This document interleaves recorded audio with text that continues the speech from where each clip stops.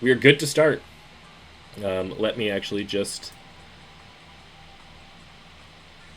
switch over to my Neo so my deck is up.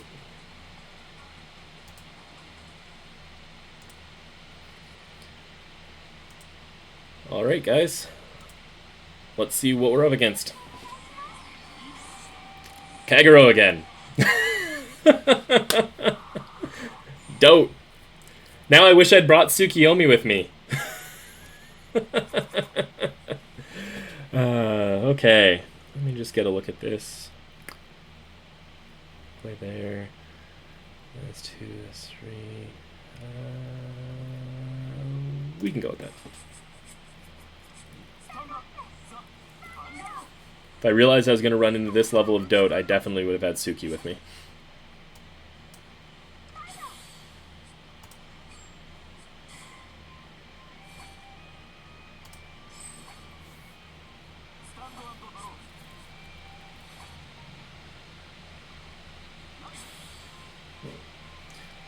I actually think Reindeer Bermuda is terribly underrated. I was playing that on stream the other night, and I beat, like, Dote, I beat MLB, I beat Shadows, I beat Tsukiyomi, I beat Razors. Like, I was on a 11 win streak with it. It was incredibly good. Alright, so I want to save you. 2 in there, then boost there, call that.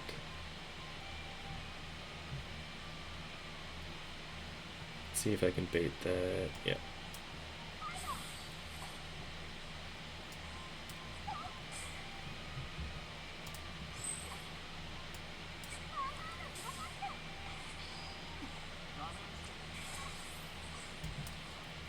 Use its ability. I'm going to call that back here.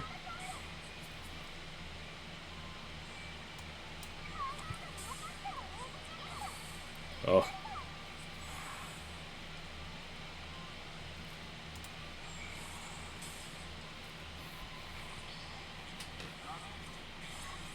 Alright, I like seeing the Tejas go. Let's see what they do here. So we call this back here because if we can get attack on Vanguard next turn, we can use its ability, we can return it to the deck, and then bring out 2 intercepts.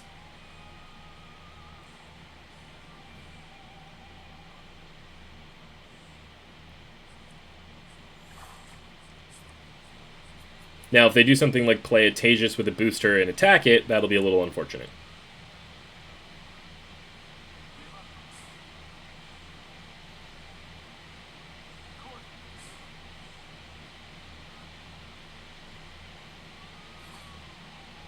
Because we're going to have, unless we have get some draw here, we're going to have a less than, seeing that double stand like that is painful. That hurts a lot.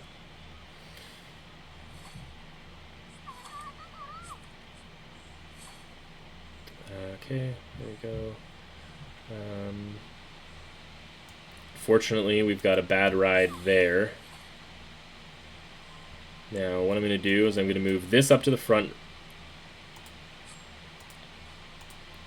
And I'm going to activate my ability, which allows me to put 2 cards back in my deck.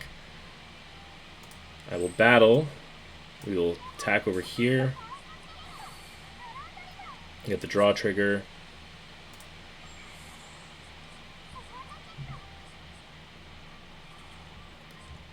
Take that out. This unfortunately sets them up very nicely into Draconic Overlord, but I don't think we can afford to just not attack that turn. And this shuffles the stand trigger and a heal trigger and 2 heal triggers back into my deck.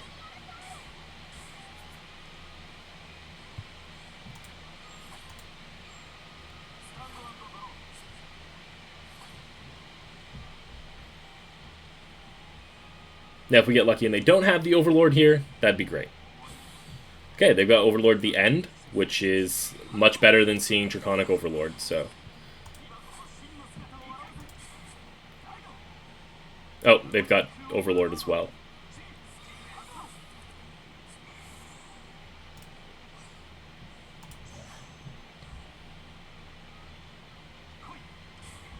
So this is going to be a punishing turn, but the part that plays back in return for that is that they don't have any intercepts up. So, well, here's where I was talking about earlier. That 1100 base that's here, that's going to be here, is even going to give me struggles because I don't have, in my hand, I currently don't have any boosters. And I'm on a bad grade 3, so we're actually, again, the deck is going to, oh, heal trigger. We're going to be a little bit succumb to that, so we're going to have to hope for some good draws here. Seeing our boosters go into the boosters and PGs going away is not what we wanted to see. Yeah, that was a rough turn, and we're not going to be able to come close to countering them back in any way.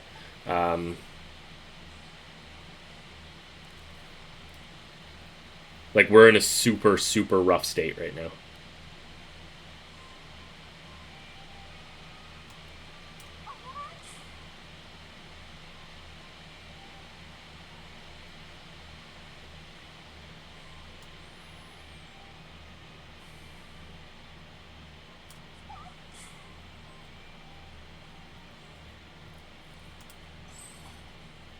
Thank you.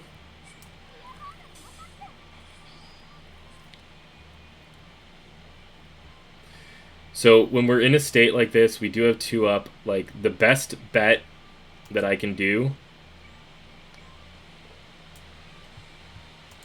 like, we have a lot of triggers left in deck.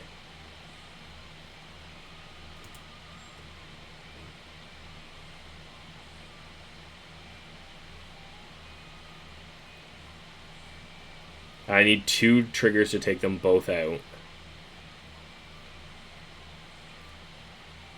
I think I would rather guarantee a replenish. Like, I need to lower their resources.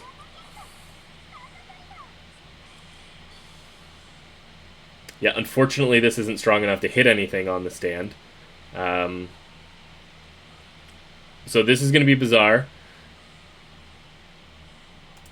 I know I need that to hit, but because I didn't get 2 and I can't get 2 through, I'm going to switch it up, put it here, and allow this attack to take out the resource, so then I can spend 2 and draw a card. Because we need the card, and we still need to just lower the resources that they have available to them. But there's a saying about a creek and a paddle, and we're up it.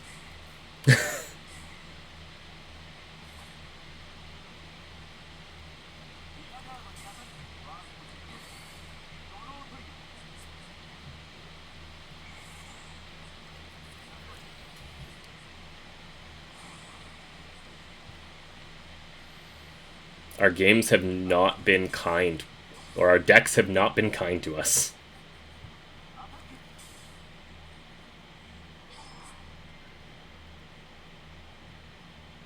And I will let you know I have a mitt full of grade 2s in my hand. That's what I'm sitting on.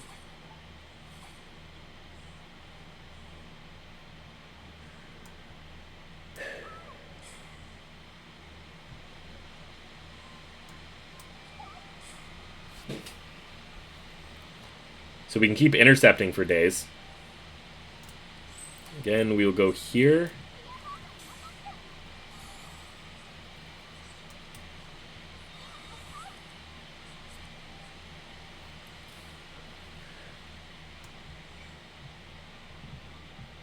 Regardless, we need the trigger in order to hit. Okay, that's a huge trigger. Put the 5k power here.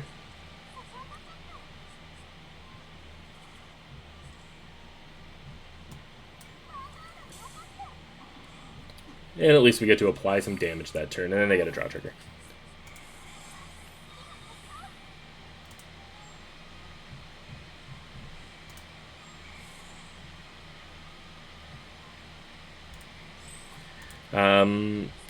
Trigger count wise, we have hit 6 triggers, they have hit 8 triggers. But we have a lot of heals left in deck, so we've still got opportunity. We've been depleting their resources. We've got a PG in hand. So the fact that they're doing that means they know that they're probably unlikely to hit. I'm going to assume, though, that they've probably got a lot of PGs in their hand as well, so... Oh. Okay, no, they can't use their Persona Blast here, so...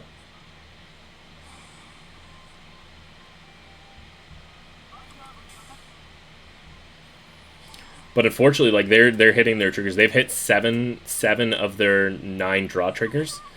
So their resources have just kept super plentiful. That was a really, really bad draw as well. Like, really, really one of the worst draws I could think of.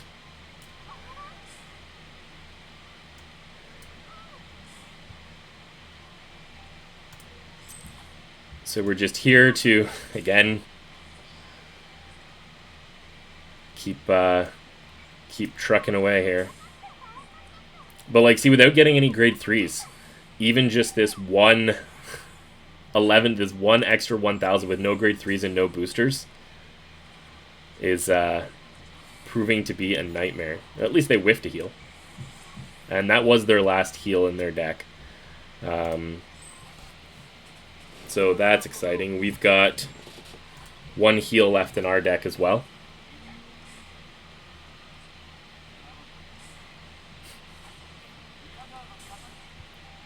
This is really smart on their side. They see that that we're struggling to hit numbers, so they just and to hit cards, so they just dropped 2 intercepts in the way and said, "Okay, let's just do it."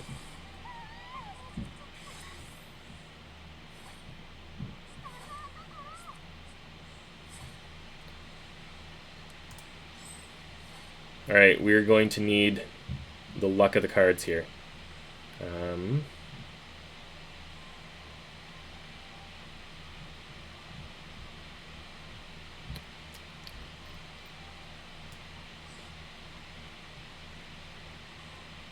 We'll play Lydia's attack there.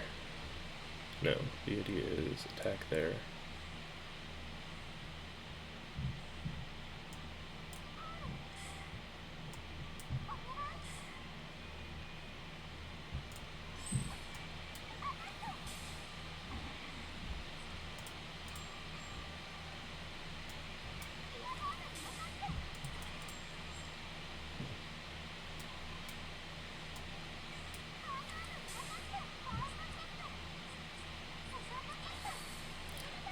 Got another heal trigger.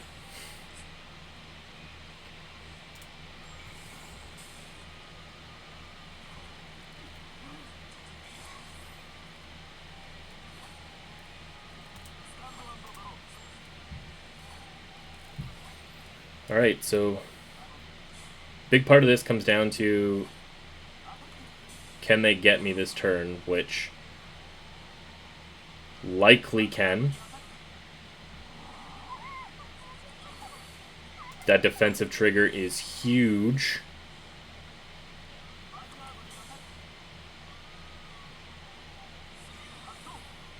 Oh, no, they have Airmail the Promised, so... Nope, that is round 1. That is game 1. We are going to go down because we don't have any heal triggers left.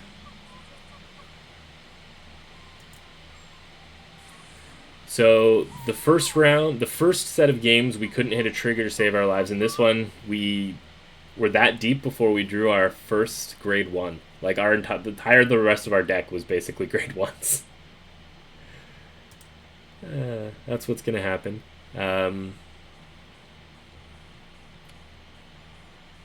They don't know what we're on, so we are going to flip over to Spike Brothers. Because we are also able to switch. They can't use Kagero again, but we are able to switch back and forth between our decks on loss.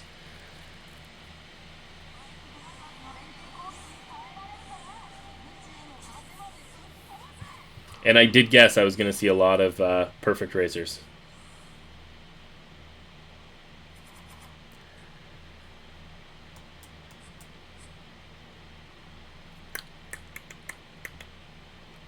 The Lolly Curse. I don't really find that Great Nature is super lolly. If I wanted that, I would have run some Bermuda Triangle.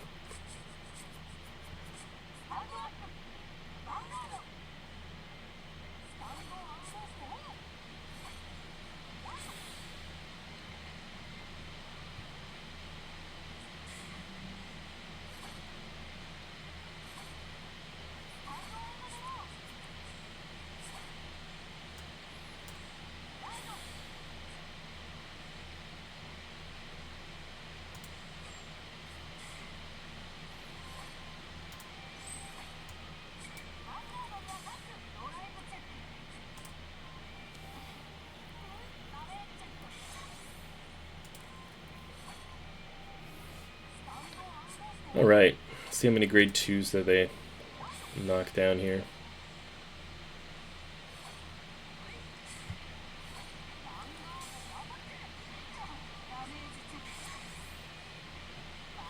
Very aggressive. This is the second one. Very aggressive early play.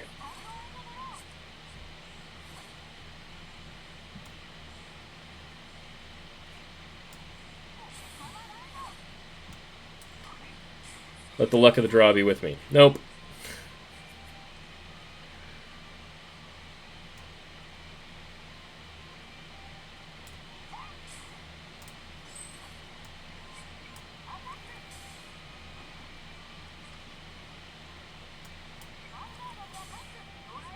We can be aggressive too. Now just don't hit a trigger. Perfect. I agree. We're going to do our best. We are going to do our best. Don't you worry.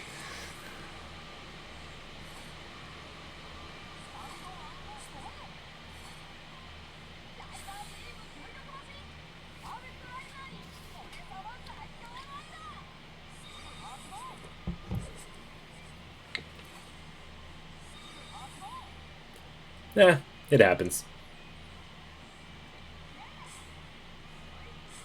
Oh, this could lead to a really big turn for us if our fickle mistress, that is random number generators, happen to work in our favor. Especially being that they came up short on their crit here. I don't know if that was just a miscalculation on their part or if they purposely didn't want to crit me out.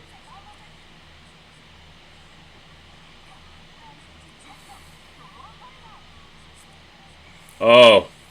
Oh, that was a huge draw, guys. Huge draw. We drew Dan. Oh, we've got a potentially really big turn in front of us here.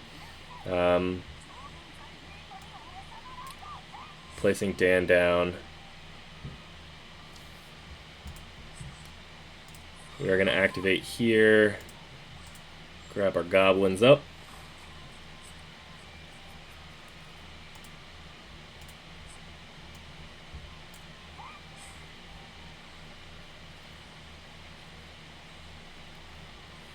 Alright. What can happen here? What can happen here? Do we need to use Dan this turn? I might not even need to use Dan this turn. No, because we could use Dan.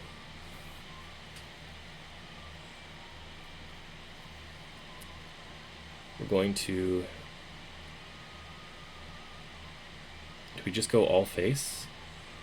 We attack there.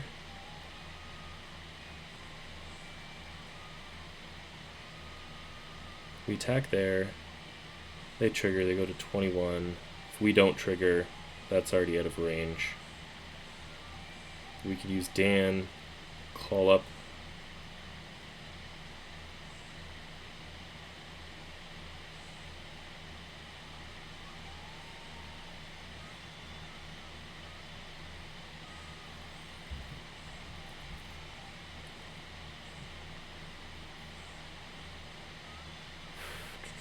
Sorry guys, I'm just trying to think of what the best course of play here is.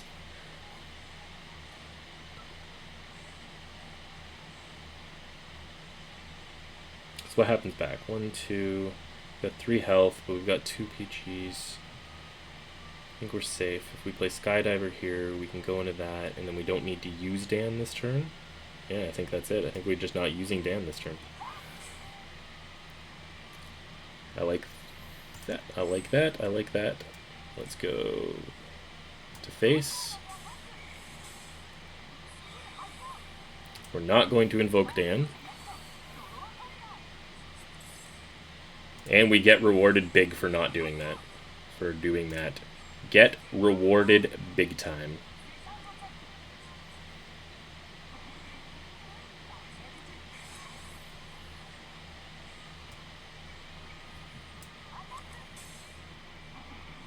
Go face there.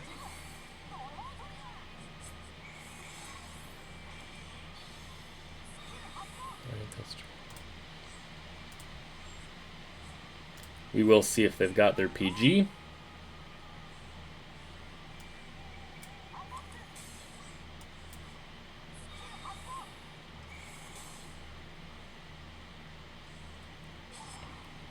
That's okay. Getting a PG out of their hand does not bother me at all. And we'll just poke that away.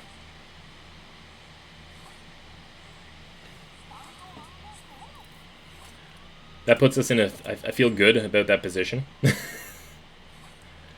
only thing that makes me nervous about neither of us have hit heals this game. So I'm going to assume his heal train is going to start popping up here soon.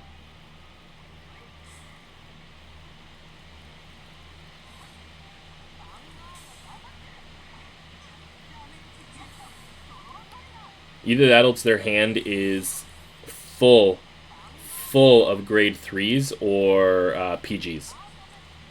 Well, there's one. So we know they're down 2 PGs right now.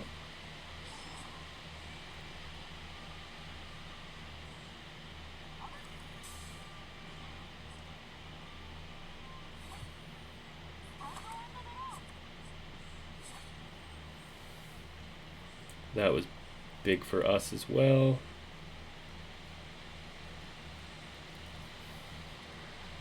We should be able to put a... I think we should, unless they're really packed or hit a lot of heal triggers, we should be able to put it away here.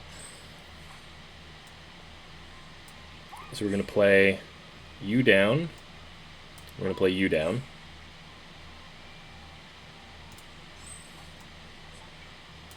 You're going to attack there. We're not going to invoke. We're going to keep up a rear guard, or a defensive, just to be on the safe side. Nope, nope, nope, nope. Don't make that attack. You're going to attack solo in, using your ability.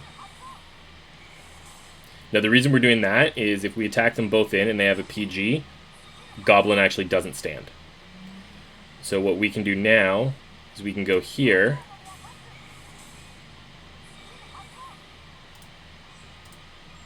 We can ditch there, and again, just to be on the extremely safe side, we're going to grab a Panther.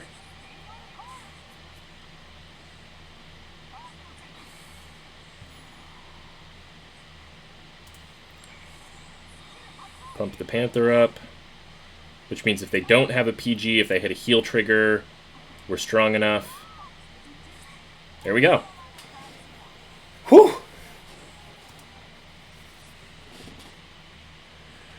Spike's got there. Got to switch back, and now we got to ask Neo Nectar to also get it done. Which, to be fair, this is why I brought Neo Nectar. This matchup is why I chose Neo Nectar over Tsukiyomi. So we're going to see if my gut instinct was correct, or if it was all a great theory that sounded good in my head.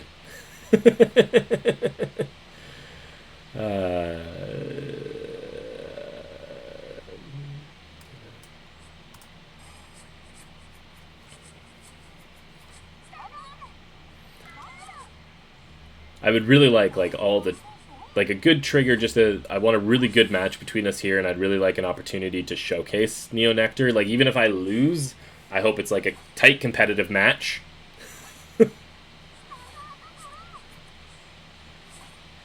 Alright. We will ride you. Pull you back. There was a more aggressive play I could have made here, but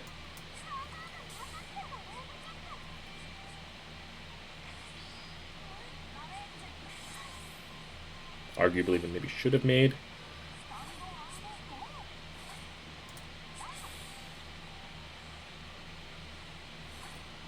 Ooh. Alright, the fact that this is their ride and they're attacking in with Battle Razor boosting, I thought? Yeah, then, ooh, whiffed heal. They could be lacking pieces. Oh, yeah, they could be lacking pieces, need some cards. So that actually indicates to us that we have a really good opportunity here, too. I just almost tried to ride a PG. That was great. So right here. We can attack boosted there. Do I just go? I'm debating about just like going in at them hard right now.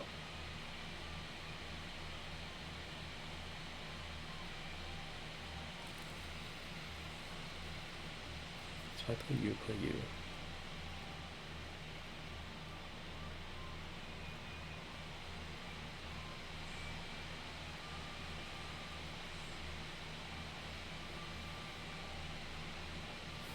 No, we're not gonna go hard yet. So we do this. This is a safe play where we'll get 2 damage because it hits Vanguard. So even if they had hit a defensive here, we were boosted and safe.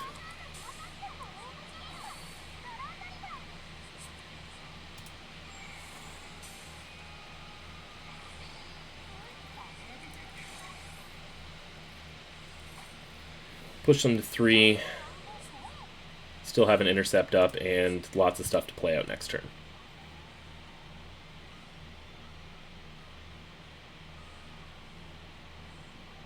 We have 5 cards in hand, just for reference.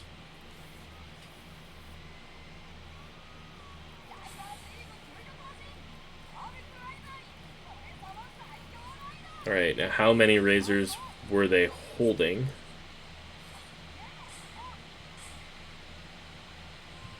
17, 20, if they pull them in.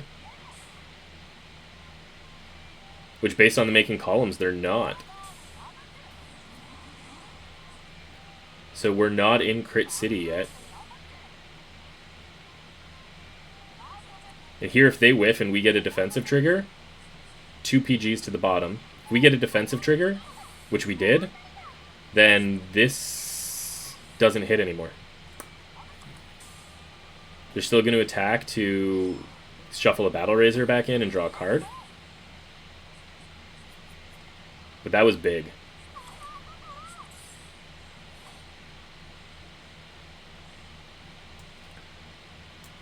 We can ride Maiden here.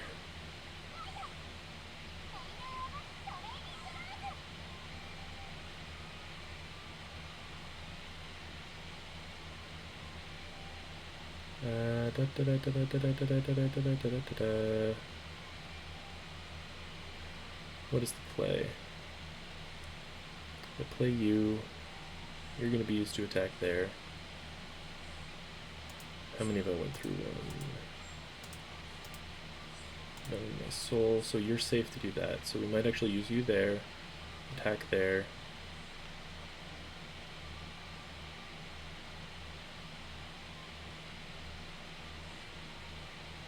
Pull out. We'll use that next turn. Leave the spot open.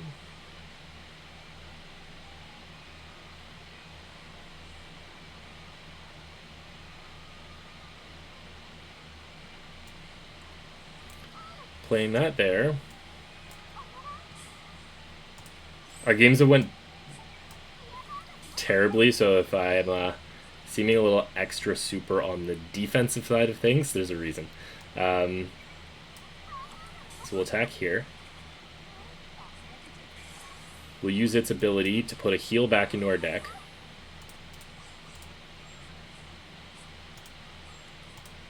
Now we have 2 rear guard. We have 2 for next turn, and also then have an immediate one after that.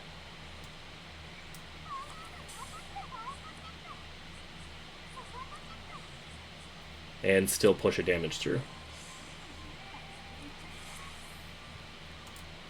Because that leaves us still 3 heal triggers back into our deck at this point still.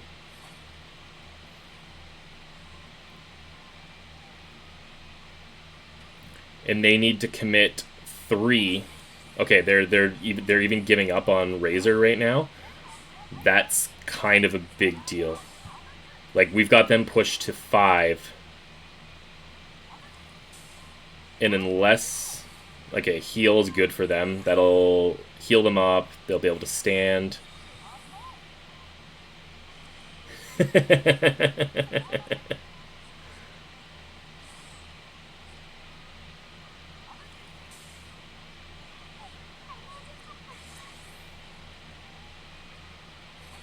Yeah, I feel we're in a pretty good spot here. That was a big draw, too. We're going to skip our ride. We can move you up now. You're in attack there.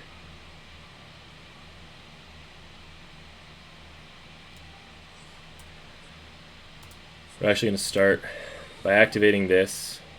And we're going to push both those interceptors back into the deck. So if I want to use our heal again later, that I can shuffle that heal and I have those available to us. So we can play that down. We can play that there. And if we get a stand trigger or anything like that, we'll have you available.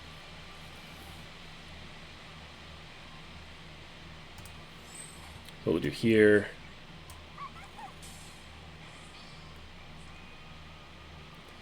This, when it attacks Vanguard, automatically boosts.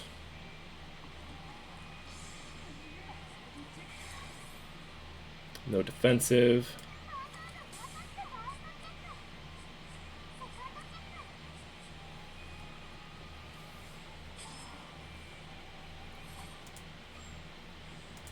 And we know we put... Okay, we put 2 PGs back in his deck, but they also shuffled. So he could have any amount of PGs available. I wouldn't say we're out of the woods yet here. But I feel we're in... I wouldn't say we're locked to win, but I feel strongly about our position.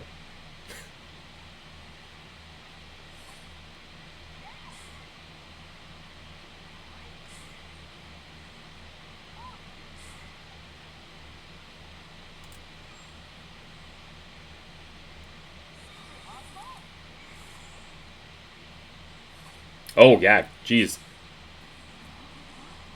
They had so many grade 3s it looked like 50 cards was Morikawa over here. I like this. This is smart. You're going to have to hope for... They get the trigger. That's good. They'll be able to apply 2 damage. So that's what I mean. We're not out of the woods yet. It all depends on how many PGs they have in their hand right now. Or if they, you know, on our attack back, if they can hit heal triggers. Because they're definitely getting through the 2.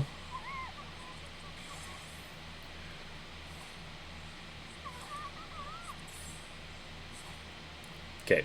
I do believe we are in the... Oh, no, that actually... Okay. What we're going to do here... We're going to ride skip.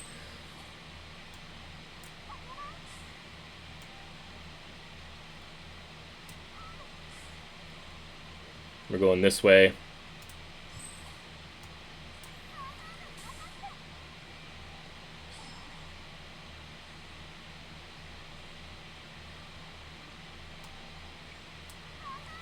See what we pop here. Heal trigger's big.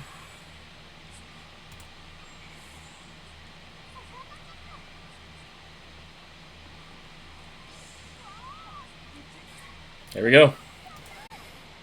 Whew. Defensive plays. Defensive plays got us there.